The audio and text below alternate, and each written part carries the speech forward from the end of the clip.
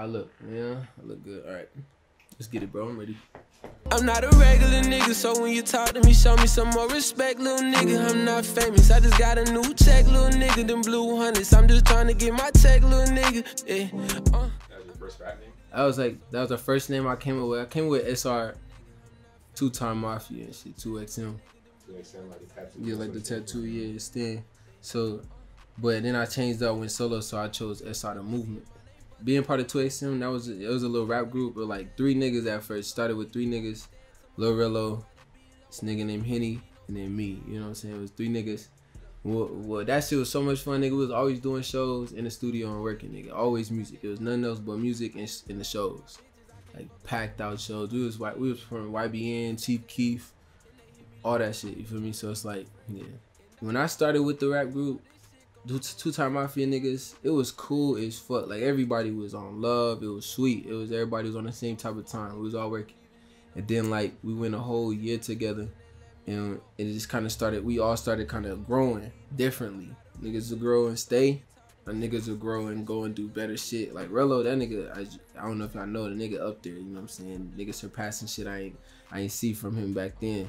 I was learning from them, talking grow from that, and then I went so much harder. Ever since then, I shot the music video for Early Mornings, which is surpassing 200,000 streams on all platforms right now.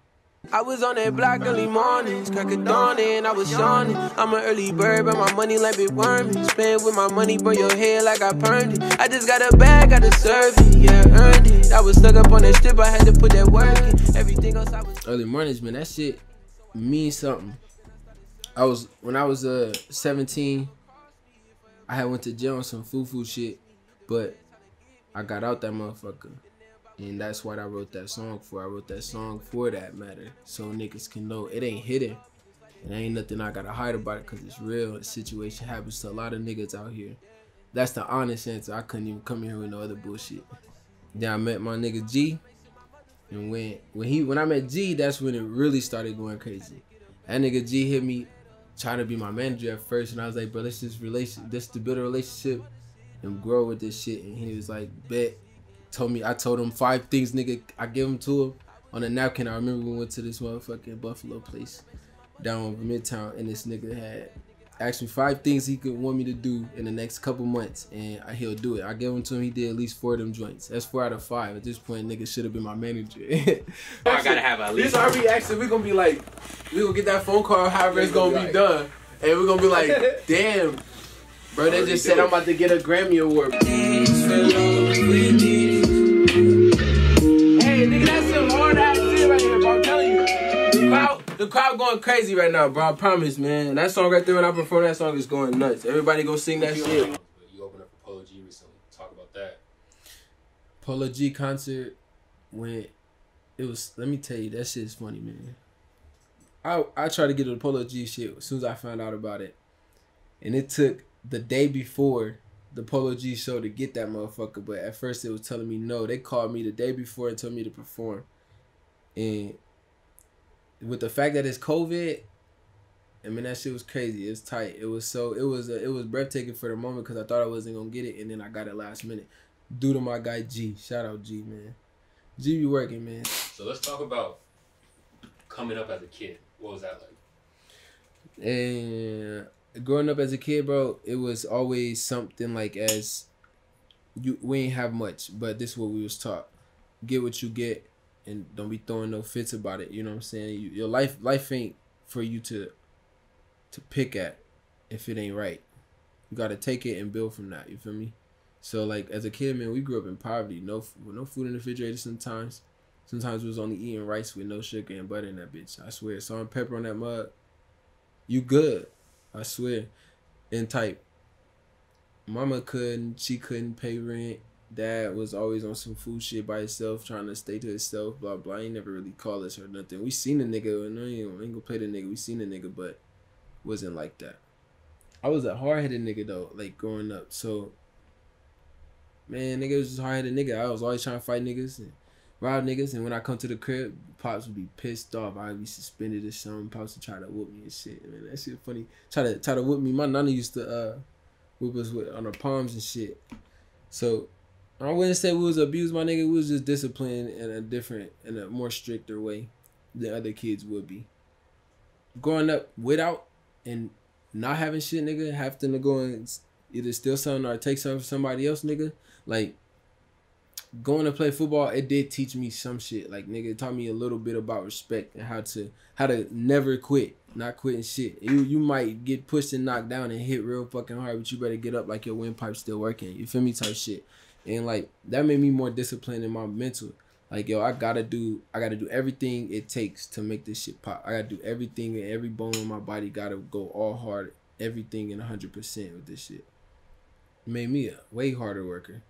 Way harder worker, because I wanted it more than the next nigga. I wanted it more than this nigga. I wanted it more than the nigga that was ahead of me. I wanted it more than the nigga behind me trying to get it before me. You feel me? I just wanted it. So whether a nigga was there in front of me or telling me I couldn't, pushing me back or knocking me down, I'ma still go and get it. I'm still trying to grab that shit. And I've been hustling since the day I got out of jail. And every time I needed to go to a session, it was $40 an hour. So I got 2-hour sessions every time I went in the studio. And I go in there with a written song every time just to get a song out the way. I was making at least 5 or 6 songs every week. Like, it was 5 songs at the end of that week. So I was in the studio every day, consistently. Like, and at the time I really didn't know much about it or budgeting or nothing. I just knew I had to get in the studio. I knew it was $40. I got $80 today. Let me get in the studio tonight. Or I got $80 this Friday. Let me get in the studio. You know what I'm saying? And then once money started really coming in, that's when I met with the 2-Time Mafia niggas, and that's when I started paying for more sessions. It was not 2 hours, it was 5 hours, 6 hours. We was in that bitch almost 24 hours one time type shit. When I wake up, I be like, I gotta make a new song and make sure I can show it to my family. Like, I show it to my brothers and my sisters, my mom and my dad and them. I show it to my uncles and aunties before I show it to anybody else. Family get the music before anybody and everybody. I don't really care about nobody else's opinion. My family love my shit and they stand on me. You feel me? They stand with it and they gonna always have my back on that shit. So that's why I'm very family oriented. I can't wait. I'm ready for this shit to be busting so I could do more for them. That's where I'm at with it. Are you the only one in your family that raps? Nah, hell nah. My pops used to rap, sing. My uncles sing. My uncles rap. My little brothers, they rap. Shit, I mean, I got a family full of musicians. Tell us about your second biggest song, Oh Boy. What was it like to make that song? Man, that song was fun, man. Honestly, I was chilling when I was at the crib, just sipping and smoking and shit, and I was like, listening to this beat. Shout out to Old Boy Production, man. He go crazy. That's why I named the song Old Boy, because Old Boy just killed that beat so mean. The finishing touches of that song was just immaculate. It was just beast. There was no way in hell it was gonna be ignored type shit. So it was immediately we had to shoot a video to it. They like, who that? Oh boy, oh my god. What's up with that nigga? He not even hot. I heard he don't fuck with no one. I know he capping, he ain't really God. They keep acting like I went to LA, and that's when I had first met my manager. First time ever meeting this dude, and it was cool as fuck, man. I brought a homie Zay out there, man. Was just vibing out there, dude. Shout out to Zay Gaines too, one of the hardest artists out here, man. So, but on some real shit though, like it came out really good though. Tell us more about your first Miami trip. So I'm a homebody nigga. So when I first started traveling, it was kind of homesickish for me. But I went to Miami my first time traveling out the city. I went to Virginia before I was a kid, but that ain't shit. I went to Miami for like 2 weeks to meet up with this man's named B. Call him King B and shit down there. And then to meet an artist called Dark Sky out in Florida. And when I went out there, I met up with them. They pulled up on me, man. I was telling myself when I got off the plane, I was like, these niggas gonna pull up on me in a black Escalade with a black tinted windows. They put up with that shit smooth, clean, man. And really, what I went out there for is just to meet up with them niggas and work with them. And it was super cool, bro. It was a vibe. Felt like a nigga was already like that nigga. Mainstream. Everybody doing everything for me type shit. It was love out there. Miami showed so much love. I can't wait to go back out in that motherfucker. You feel me? I came back from my trip. And nigga, I was just in the city for a little week or so, and then some niggas started chewing at me and shit, so I had to get up out of town. And that's the reason why I was even in Texas, nigga. On some quick shit, I had to get out of town, went to Texas, vibing out there. I did some studio sessions with a couple niggas, a producer named Rambo. And just working with a lot of people, man. I went to this dude mansion out there that was so huge. Nigga had a studio that was the biggest studio I've ever seen in my life. And I was just in there working, making new music, fucking with the guitars and trying to vibe and shit. That's all I was really doing in Texas, taking a little break. Meet anybody in that first trip that stuck out to you? I met not too many people on the music aspect, but I met this woman though. She came to me as Coco, but you know, as time went by, I knew her name. I actually started talking to her more. Her name Hannah. This is my wife now, man. I fucking love this woman. But I met her, man. Everything. That's the only person that really stuck out the whole trip was her. I ain't with nobody else. I ain't talking to nobody else. I was just vibing with her. The first couple months we was split up. She lived in San Diego, California, and I lived down in the city, Omaha, Nebraska and shit. So I had to travel back and forth. So every time we seen each other, it was always in a new city. First we met in LA. After LA it was San Diego to Minnesota. And then we was just vibing every city we can go to. And then we went to Vegas. She came with me. She always a part of everything I do, music videos. And she when we went to Vegas, I was shooting for Road to Riches.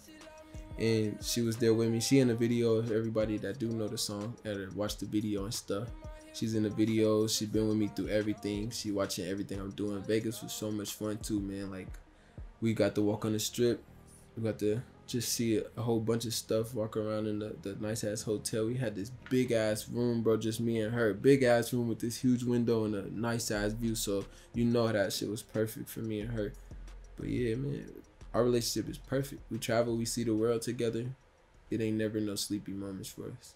When you by yourself, you thinking of just what you want to do every morning, or what you would do when you go to bed, or what type of shit you gonna eat during the day type shit. You feel me? The whole thing changed. Your whole routine changes.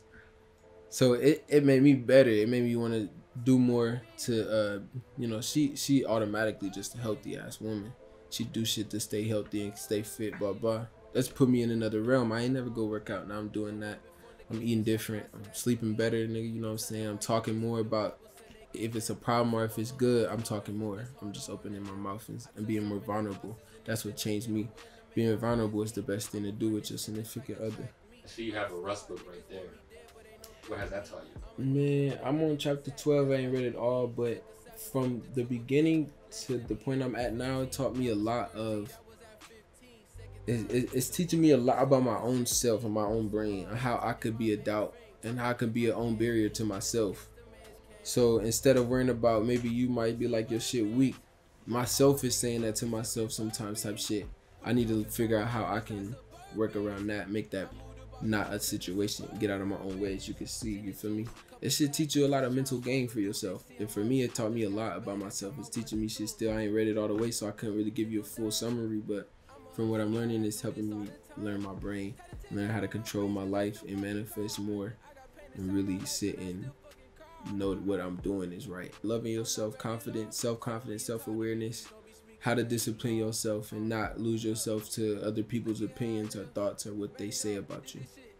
So my wife actually been trying to teach me a lot more of that shit, and then reading this book also add to it, makes everything a lot better.